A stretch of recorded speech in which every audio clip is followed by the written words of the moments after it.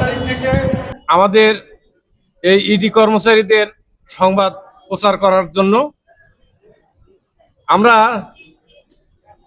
এই ডাক বিভাগে দুইটা ডিপার্টমেন্ট আছে, একটা হলো ইডি ডিপার্টমেন্ট আর একটা হলো বিভাগীয়। তো আমরা হলো যারা আছি তারা হলো অবিভাগীয়। এই বিভাগীয় যারা তারা সরকারি স্কুলে বেতন পায়, কিন্তু আমরা অবিভাগীয় যারা তারা নামমাত্র 4,500 টাকা সম্মানী ভাতা পাই। কিন্তু এই 4,000 টাকা সম্মানী দিয়ে আমাদের সাংসারিক কোনো কাজকর্ম কিংবা আমাদের ভরণ পোষণ, আমাদের সন্তানদেরকে মানুষ করা কোনোটাই সম্ভব নয়। তো এই কারণে আমরা গত 23, 23, 24, 25 এই 3 দিন আমরা কলম বিরতি রাখছিলাম, তাতেও সরকারের কোনো সাড়া আমরা পাইনি।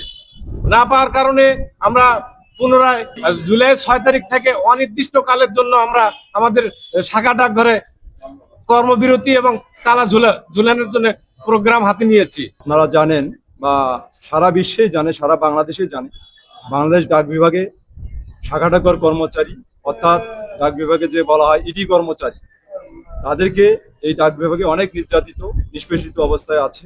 তাদেরকে সামান্য 4,000 টাকা ভাতা দেওয়া হয়। আমরা 5ই আগস্টের পর থেকে অদ্যাবধি বিভিন্ন ধরনের ধর্ণা দিয়েছি ঊর্ধ্বতন কর্তৃপক্ষের কাছে, সরকারের কাছে, মন্ত্রীর কাছে, উপদেষ্টার কাছে, কিন্তু আমাদের কোনো ফল হয়নি। অবশেষে আমরা লাস্ট পর্যায়ে সরকারকে আলটিমেটাম দিয়েছি। 23, 24, 25 তারিখে আমরা কর্মবিরতি পালন করেছি এবং তার প্রেক্ষিতে এখন পর্যন্ত আমাদের কোনো সুরা হয় নাই। যার কারণের জন্য আমাদের যৌক্তিক দুটা দাবি, একটা হচ্ছে বেতন ভাতা বৃদ্ধি আর একটা হচ্ছে কর্মচারী স্বীকৃতি। আমরা চাই আমাদের বেতন ভাতা 3 গুণ বৃদ্ধি করে দিক এবং আমাদেরকে কর্মচারী হিসেবে ডাক বিভাগ মেনে নিক। এই যদি না মেনে নেওয়া হয়, আমরা আজকে থেকে সারা বাংলাদেশ 8,500 পোস্ট অফিসে এইভাবে তালাবদ্ধ রয়েছে এবং আজ পর্যন্ত চলতেছে, চলবে। যতক্ষণ পর্যন্ত আমাদের এই দুইটা দাবি না মেনে নেওয়া হবে, ততক্ষণ পর্যন্ত আমরা এই অফিসের তালা চলবো না।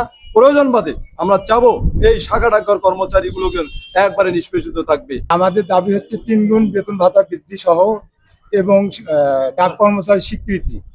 এই 2 দফা দাবিতে আমরা সারা দেশে অনির্দিষ্টকালের জন্য আমরা ধর্মঘটের আহ্বান করছি। সেই ধর্মঘট আজ থেকে আমরা শুরু করেছি।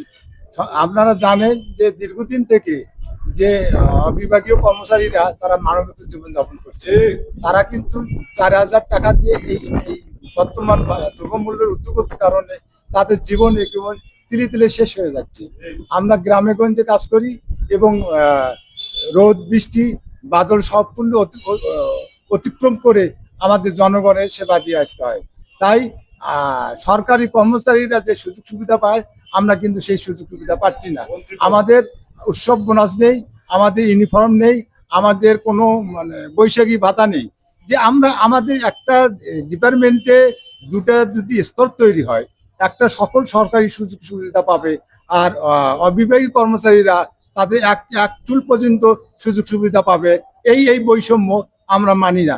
এই বৈষম্য যতক্ষণ পর্যন্ত নিরসন করে নাই, যতক্ষণ পর্যন্ত আমাদের দাবি আদায় না হয়েছে, ততক্ষণ পর্যন্ত আমরা এই আন্দোলন চলমান রাখবো।